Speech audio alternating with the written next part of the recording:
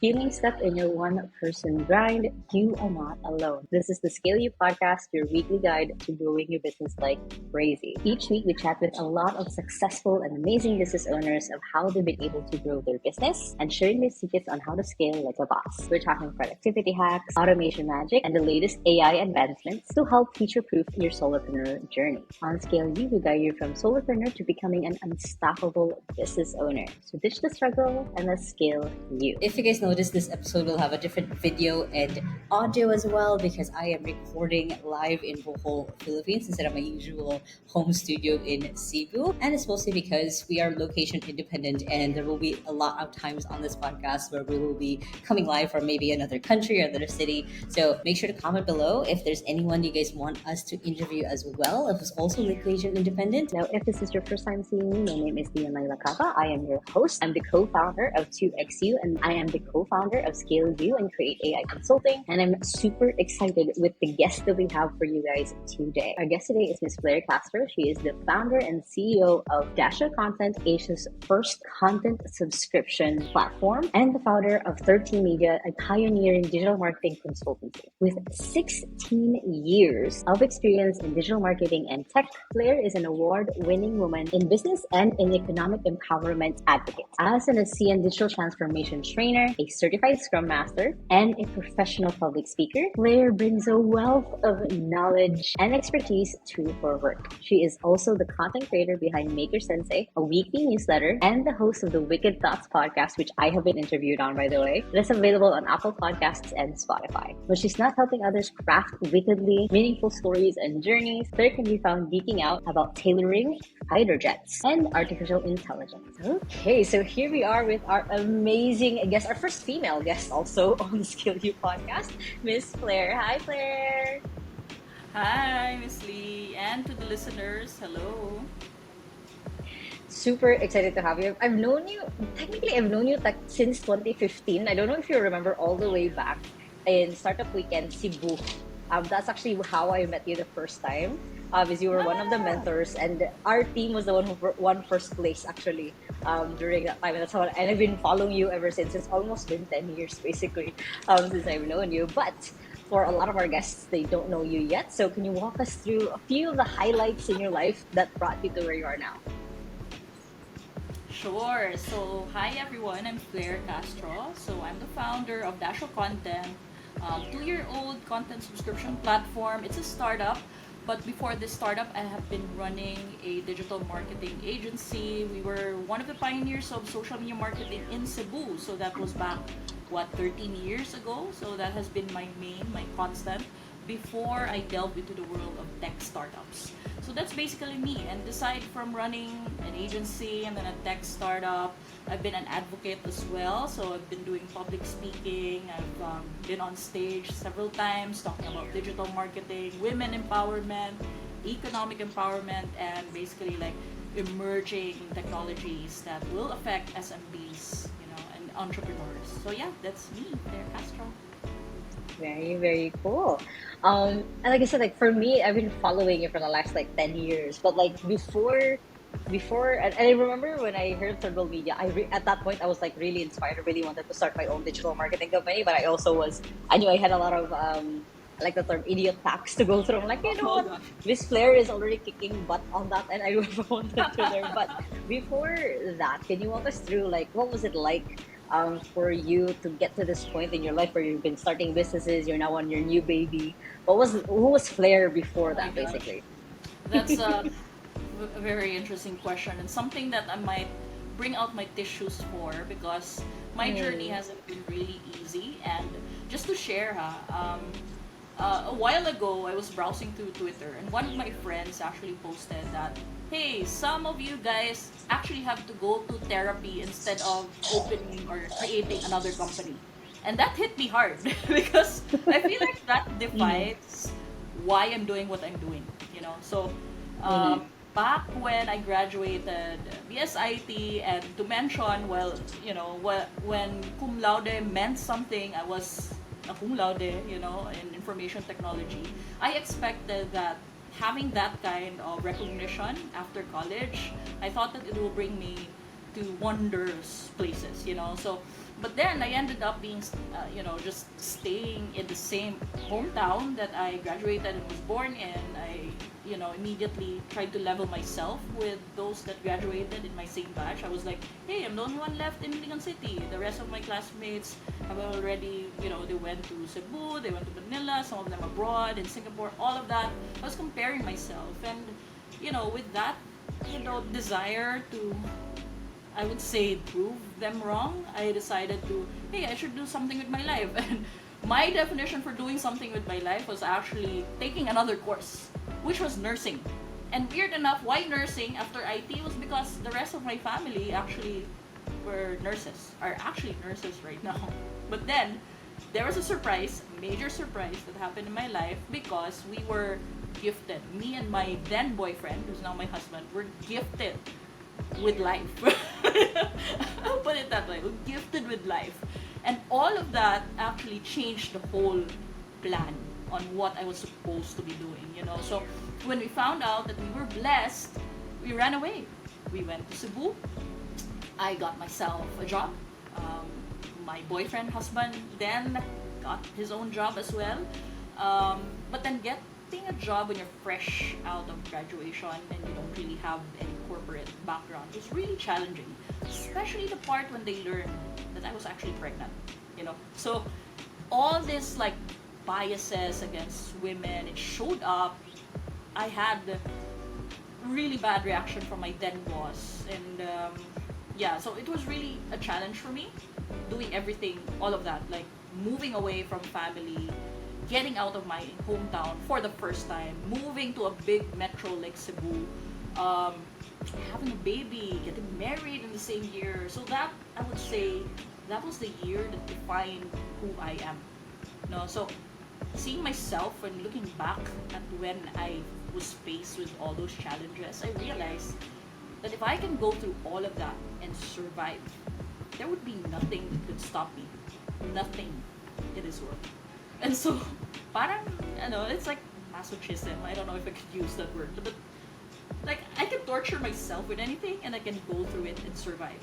So that was really defining for me. And then after that, I also got fired. It's another story, but it's because of my passion for writing and creating. And when they found the logs on my computer history in the corporate world where social media was banned at that time, they put that point against me and decided it aligned item on why I should get fired. So anyway, I got fired, and I used that to fuel me into building and doing my own thing, which led me to freelancing. So my sister said, okay, you're out of a job, you don't want to, find another corporate gig because they're going to find on your resume that you actually got, kicked out or something. So she said, why don't you try out freelancing? So I did. And my first gig was actually writing an article for just $1. Imagine that. So earning from online, it motivated me. I was thinking, if I can earn from article writing, what else can I earn from? So I started offering aside from article writing, I started building websites because I was IT, I can code. So I built websites, and beyond that, I was doing like digital marketing things like setting up profiles, branding it, designing, writing again because I love writing. And so all that passion from online and offering that service to other people, especially to those who are outside of the Philippines, led me to believe that I can create an agency, but this time in the Philippines, so that I can offer that same value to the micro and small medium enterprises who are based in the Philippines. So yeah, I think that whole thing that happened to me led me to believe that I can create, I can build, and basically I can run businesses. And even up until now, gear up to building another tech startup. It's a torturous journey, I believe. But again, going back to that event in my life, I realized I can do just about anything. It's really interesting because like I've never heard that side of your story. I've heard that like the firing story Sorry. you shared. Yeah. Yeah, it's so great. I loved hearing it because it gives me a glimpse as well of more of you. So of course I've seen your very amazing son online. You always talk about him, but I didn't know about that background, of I know. course. And it's Shh. interesting. Don't tell anyone. Joke. Well, now everyone else knows they see this episode. And then like the nursing part was also like, oh, that's interesting. That I like know, that right? switch, but makes sense. But then now it's good that you were able to pursue this anyway. And the firing story, I already saw you posted that on Facebook a while ago, and I remember that I'm like, okay, now that aligned with what makes sense. Um, so thank you so much for sharing that. Like that gives a lot of insight, and I definitely have been on the end of. I think we shared this before. Like we both. I was charging like I think yeah, also 50 pesos to 100 pesos per article I before when know, I started. So right? a lot. It's a learning curve for sure It to was. do freelancing. Um, got it. So and of course I live the highlight of your just going through like the love for content always kept popping up, like love for writing, love website design is technically content creation, and of course It now with is. Yeah. Dasho, tell us more about Dasho. Like what I love your guys' marketing. If I think I have a top fan badge on Facebook at this point for Dash content. So tell us more about it. Like what value are you trying to create in the world with your business? No, actually, thank you so much. Like you asked about Dasho, but recently, you know, um, Dasho is just like 2 years old, and I just want to highlight the fact that your support. Because guys, Lian here, she's a wonderful CEO. She has been helping DashoContent a lot in different ways. So either as a guest on our podcast, being a speaker at our events, and even sponsoring DashCon, she has been instrumental with the growth of DashoContent. Now, what is DashoContent? So how is it? Why did I choose to build another startup when I was really comfy with running an agency? Right? I mean, any agency owner starts with, the torturous, laborious job of building from scratch. But once you get to a certain point, that gets quite stable, So I was at that point with 30 Media, everything was quite stable. But the thing is, Lian, was that it didn't challenge me anymore. Like I could hire more people, I could get more projects. But for me, it wasn't growth. And so I thought, what's the constant pain point across running 30 Media all across the years that has been bugging a lot of startup founders and marketing managers that I can solve with technology? And that's where DashoContent comes in, because with digital marketing, any campaign that you create goes back to the core. What is the content that drives it? Whether it's an email newsletter, an SEO an SEO campaign, an ad campaign, social media campaign. At the core of it is always content. But the challenge with content now, and even in the era of artificial intelligence, is that it gets you either get low quality content or slow turnaround time if you use purely humans in the production process. Now, marketing managers don't want this because they have a lot on their plate. They have backlogs, they have things to do, they even have items on their plate that's not even supposed to be for them.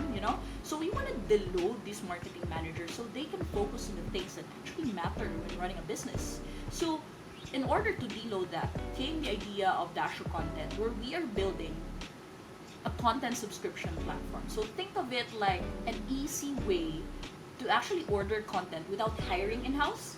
All the costs that come with, extra head just to do your writing, your design, your content strategy. So we're doing away with that because that's not the future of digital marketing, I would say. The future is combining both artificial intelligence and humans in the loop. And that's where DashoContent comes in. It's a content subscription platform. We are the first in Asia with such concept. And our goal is, again, to help marketing managers, to help startup founders grow their businesses through digital marketing.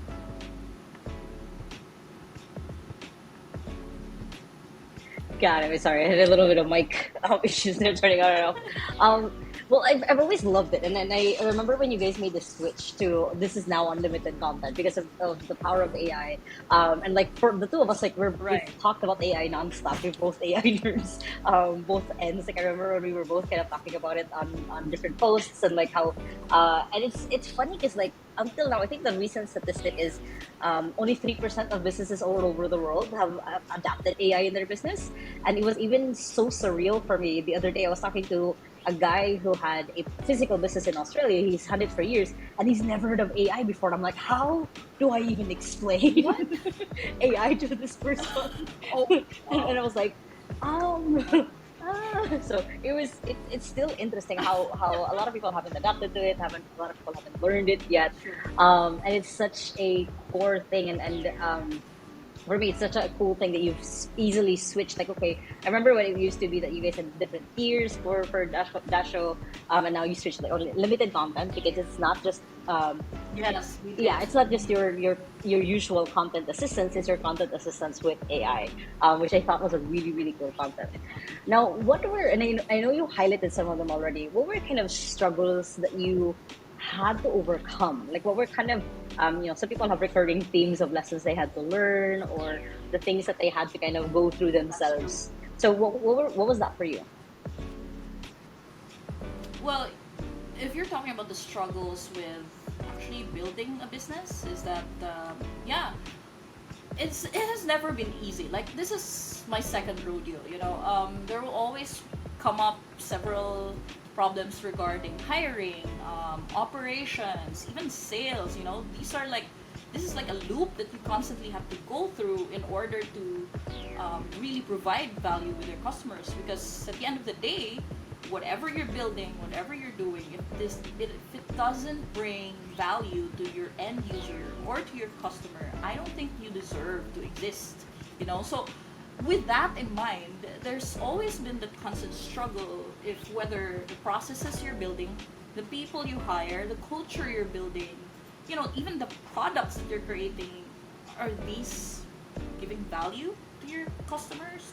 Does the existence of your company even justify is it justifying the presence of your company? So these are the things that I've been struggling with. So if you're asking about like problems in building a company, there's a lot. So I think it was mentioned also in one of our podcast episodes where we said, or even I think that was Miss Comey, where she said, I wouldn't suggest creating a company. I wouldn't suggest being an entrepreneur at all because it's hard. It's damn hard. So yes, there are a lot of problems, but if you're passionate about why you're doing this in the first place as an entrepreneur, then you will find reasons to still exist. It's true. It's funny because like I get asked that all the time. I'm like, what would be your advice for someone who wants to become an entrepreneur, start their own agency or business? I'm like, be sure. Like that's the first thing I said. Just Yeah, be sure. be sure that you're willing to, It's not easy yeah, at have the all. mental breakdowns, have the crying alone. Every time you get a rejection letter, uh, because it's Tell me yeah, about it. it's definitely a Like you trip. eat rejection for breakfast. Yeah, breakfast, lunch, and dinner. That's going to be Yeah, it exactly. the funny this is just a funny one to share. I say breakfast, lunch, and dinner because like even last night, like I was about to go to sleep. I made the mistake of opening my email, and then there was a rejection letter in there. And I'm like, I should not have opened my Oh, email. it affects you Yeah, mentally, yeah. right? Like even if you eat rejection 3 meals as your meal a day, or if you're doing omat, that's one. Your full course, it still hits Yeah, hard. yeah. You're used to rejection, but then once it comes, yes, you can schedule your breakdown. Mm. Like, okay, look at the email, read it, handle the And then move rejection. But on. then the thing is, the important part is that you have to move Yep, on. Like, is it going to take you 2 hours to recover or 24 hours? As long as you recover, that's the important part. that's true. That's true. And I guess like that's also why I love with Dasho content because I remember being that um young entrepreneur. Like I had no idea what I was doing, but I love creating content, and I had no idea how to start. Like I wish Dasho content existed 4 years ago when I started to XU. Now I have a whole content machine myself. But like the ease Right, of for it, and I sure. see other people using it. Like it takes the load off of like, I have to think about this. Would they actually like this? But no, like DashoContent makes that easy for people. So then I want to ask this question of what would happen if you had to build yourself a second brain? What would that look like for you, Miss Blair, of having a second you in front of you? Like if you could split yourself up into two, maybe four, maybe 10 people, what would that look like for you? I know. I mean, I think that's a constant wish list of Mm-hmm. entrepreneurs to really just expand their capabilities. There was one time when I was freelancing, I had a customer who was mentioning like, "Oh, I have a lot of things on my plate. I wasn't able to get to this." And then I suggested like, "Oh, wouldn't you wish you had a second brain or someone that would just jot down notes about whatever you're thinking 24/7 and write it down?" But you know what, Miss Lee, I think that's already possible with AI right Mm-hmm. now. Cloning yourself, right? I mean, dumping every single detail or memory or thoughts that you have, especially now that AI has memory, and I'm talking Yeah, about I saw ChatGPT that here, update. just Yep. very basic tool, right? So, dumping all your thoughts, I mean, this is such a good use case for AI. If I had a second brain, I would want someone who can remind me why I'm doing this. Joke. Every day, just a reminder pops up on your phone. Yeah, I think so. I mean, if I had a second brain, I would have someone who can do what I do, definitely, but also someone who can elevate things better than I do. Someone who's better at reminding and being like, yeah, my cheerleader, like, yeah, push on, move on, and all that. So, yeah, I think that second brain would work the same as me, Mm, but more efficient, more organized, and definitely someone who can remember the reasons and the why of it all. that's true. That's true. I want to nerd out about that with you a little bit of like, the fact that ChatGPT just came out with memory. Like, I remember I saw your All post right. after I saw it on ChatGPT. I was typing something and it said memory updating. I'm like, what does that mean? Memory And update, then I yeah. saw your post. I was like, oh, that's what it is. So like for you, There's memory now. where do you see AI in like 10 years, like 5 to 10 years? Because it in the last 2 years of AI already, it's already expanded so much. But in the next like 5 or 10 years, where do you see yourself, or where do you want to see it go? When like a year and a half, I think, ago, diba, when ChatGPT came out, I've always imagined, even before ChatGPT came out, I've always been ranting on Twitter, which is now Mm-hmm. X, about having that sort of, um, you know, all about memories and like things you did, things you said, things you've done, and just organizing it so that later on, even if you're not in the world anymore, people can still ask you Mm-hmm. questions and draw from your experiences, draw from your Mm-hmm. knowledge, and I think that's going to be possible in the next 10 years. In fact, we've always been talking about AGI, where robots can become smarter than Yeah. humans later on, gain that sentience. Some people are scared about that. But I think it's already coming. Like, there's a lot of development now in artificial intelligence, Gen AI, LLMs, all of that. Mm-hmm. Every day, there's something new. And it feels like you won't be able to cope if you're actually going to, um, read every single news article about it and like Yeah. keep yourself updated. Even the indie hackers, Miss Lee, Mm-hmm. indie hackers, they often keep a documentation. It was funny because I saw that document. It says keeping up with AGI. Mm-hmm. And then they dump everything that happened in a single day Oh. about AI. Mm-hmm. And there's a lot. You can't even process what's happening. That's the Mm-hmm. reality. I mean, 10 years is far off True. into the Yeah. future. And by then, we're going to live in a sci-fi world that exists in just the books, Mm-hmm. right? Things that we read from the books that's going to True. exist in 10 True. years. Yeah, Yeah, it's like I said, like even just 2 years, so much has already changed. What if more for like the additional 5 and 10 years? exactly. And I love that concept. Like I haven't actually seen it that way of the fact that in a few years from now, our great grandkids can ask us questions because technically we live on an AI sphere. It's such an interesting way to look at that. True. Creepy, Yeah. but like I remember there was this guy I talked to, I think last year also, where he was trying to create an AI yearbook where like they would interview like the different Wow. people from their class. Well, they'll go to different schools, basically interview them. So then kids coming into that school can learn about their stories, and like your idea of like That's a having really good idea. I know I told that person, I'm like, you should add this and this and this to your business. But your idea of like then having, because of course there's like only the school, having a great grandkids be able to ask you stories.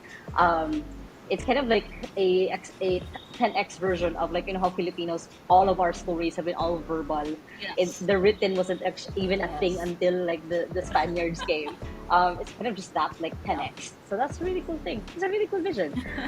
So my last question, Miss Flair, is what makes you you? What do you think is, you know, the Tony Stark joke of like strip away the billionaire status, the Iron Man suit, and everything else? What's you to the core? What does that mean to you? Uh, okay, I wish I read the questions so that I could prepare for this. Hold on, let me think. What am I? Well, without all the hullabaloo on social media, whatever I post, all the happy things that I actually talk about, all the snarkiest comments I post on social, whatever I am behind that is someone who is really curious about the world, and I Mm-hmm. constantly refer to myself as a student of life. Like, I love to learn new things. If I'm not dabbling on the latest technology, I would be looking at a new hobby, a new skill, a new book, something new. Like, it makes me feel alive, you Mm-hmm. know. So I'm just a student, and I'm just here to learn from life. And that's what I am. Stripping all away all that founder persona, that mother, mom, wife, Mm-hmm. whatever that persona is at the core, I am a student. Amazing. So, how can people who are listening in or watching and find you? Where can they find you? And like, what's the best way to like follow a lot of your amazing stuff? Oh gosh, yes. If you want to read my snarkiest posts and comments on social, I'm very noisy on X and on Facebook. Mm-hmm. So yes, look for me there. I'm Fleire Castro. You can even add me on all the socials. I'm there because it's work, right? That's part of my work, Mm-hmm. so I'm there online. If you want to read my thoughts, I have an account called thewicked.com where I post like longer versions of my thoughts. So that's it, like the wicked, thewckd.com. So you can read that up. But if you're also interested about DashoContent and how we can help you, especially if you are a founder, a marketing manager, and you need support, you need help with scaling up your content operations, you can look at DashoContent.com. And yeah, everything's super transparent there, even the pricing. So you can look it up and let's see if I can help you. Amazing. Well, thank you so much, Esther, for your time today, for letting us get to know you, a little bit of a sneak peek of your life, things that we have not known yet. And for all of the links, basically, everyone can get to know Flair more in the description below. Thank you, Miss Flair. Thanks, me, and thanks everyone. Thanks for having me. If you guys enjoy this podcast episode, of course, make sure to hit the thumbs up button right there. If you're listening everywhere else, of course, make sure to hit the subscribe button as well. And make sure to tune in to the next episode of the Scale You podcast. And I hope you guys have an amazing day and remember that small steps matters. See you in the next episode. Bye.